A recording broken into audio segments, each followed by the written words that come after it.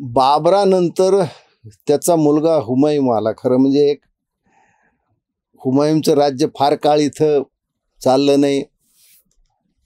त्याच्या नशिबी त्याच्या भावकीचा एवढा त्रास होता की तो फार काळ इथं टिकू शकला नाही. त्याच्यामुळे त्याच्या हातून काही चांगलं आणि वाईट घडण्याचा प्रश्न नाही. नंतर त्याच्यानंतर जो बादशाह इथं झाला तो त्याचा मुलगा अकबर. या अकबराला पण इतिहासकारांनी, आपल्या भारतीय इतिहासकारांनी, विशेषतः साम्यवादी इतिहासकारांनी अकबर द ग्रेट ही प्रतिमा, ही उपमा त्याला दिली. त्याची एक प्रतिमा, हा लार्जर दॅन लाईफ आपल्या इतिहासात ते रंगवण्यात आलं. खरं म्हणजे अकबर किती क्रूर होता. म्हणजे यांनी स्वतःच्या हाताने कित्येक लोकांचं धर्मांतर केलंय.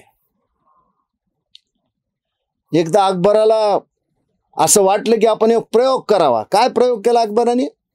नवजात काही अर्भक एका निर्जन स्थळी इमारतीत ठेवले आणि त्याला असा प्रयोग करायचा होता की यांना कुणीच भेटलं नाही, काही झालं नाही, ती कशी होतात. फक्त 2 वेळा त्यांना दूध देण्यासाठी दाई तिथं जात होती.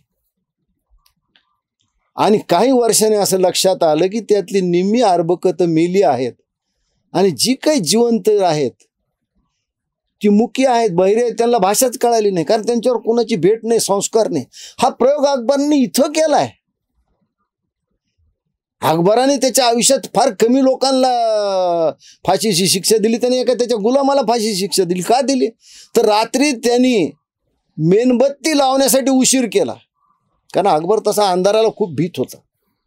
हा अकबर किती क्रूर होता याचं जर उदाहरण द्यायचं झालं तर चित्तोड जिंकताना त्याला जो संघर्ष करावा लागला, त्या संघर्षाचा त्याला एवढा राग आला की त्यांनी चित्तोड आणि आजूबाजूच्या परिसरात 30,000 राजपूत मारले, कत्तल केली.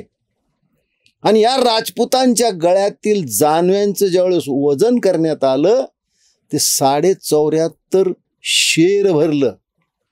74.5 शेर. आजही राजस्थानमध्ये 74.5 हा आकडा अशुभ समजला जातो. याने नंतर एकदा हल्दीघाटाच्या युद्धामध्ये, खरं म्हणजे यांचा सेनापती मानसिंग होता राजपुता, तिकडून महाराणा प्रताप होते. पण याचा बदायून नावाचा एक चरित्रकार यांनी अकबराची खास परवानगी घेतली. त्या युद्धात एवढ्यासाठी गेला की शत्रू पक्षाच्या राजपुतांच्या रक्ताने त्याला आपली काळी दाढी रंगवायची होती, असं त्याने लिहून ठेवलंय. आणि त्याने आसफ खानच्या नावाच्या एका आपल्या सेनापतीला विचारलं की अरे दोन्ही बाजूने तर राजपूत दिसतात, आपण मग कुणाला मारायचं? त्या आसफ खाननं उत्तर दिले ते फार ऐकण्यासारखं आहे, त्याच्यावर विचार करण्यासारखं आहे. त्यांनी सांगितलं अरे कुणालाही मारा, मरणारे तर दोन्ही राजपूत आहेत, म्हणजे मरणारे दोन्ही हिंदू आहेत. ही अकबराची अकबराच्या सेनापतीची हिंदू विषयीची भावना होती. त्याचं नाटक होतं. आणि दुर्दैवानं अकबराला महान करण्यामध्ये आपल्याही लोकांचा काही हात होता.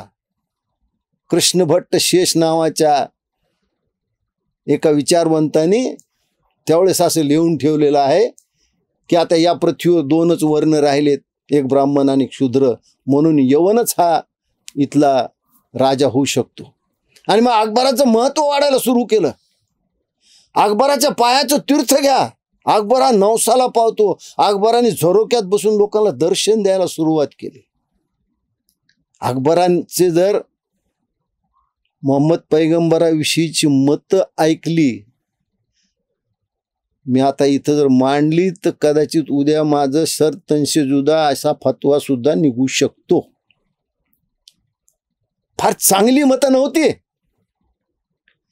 त्याने कित्येक गोष्टी अशा लिहून ठेवल्यात की आज ते बोलणं सुद्धा अवघड आहे. असं त्याच्या प्रेषिताविषयी त्याचं मत होतं. त्यांनी दिनीला या धर्म स्थापन केला. हा स्थापन धर्म करण्यास सुद्धा एक त्याचं राजकारण होतं. येणे प्रकारे आपली सत्ता अबाधित राहावी, मग ती धर्मावर असू द्या किंवा प्रशासनावर असू द्या. म्हणजे धार्मिक ठिकाणी आणि प्रशासकीय ठिकाणी आपणच प्रमुख असावं ही अकबराची भावना होती.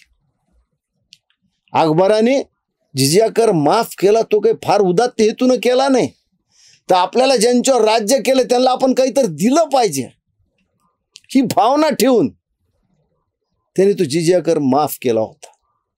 पण अकबराची सत्ता लालसा ही काही कमी नव्हती. त्याने दक्षिणेवर सुद्धा खूप स्वाऱ्या केल्या. असा हा अकबर, पण आमच्या समोर रंगवलं जातं अकबराचं एक वेगळंच रूप. म्हणून मला असं वाटतं की या लोकांचा आपण विचार केला पाहिजे की हे किती क्रूर कर्म होते, किती हिंदू द्वेष्ट होते, आणि हा त्रास आपण सहन करतो, पण आपण याचं उदात्तीकरण केलं याचं आपल्याला वाईट वाटतं. धन्यवाद.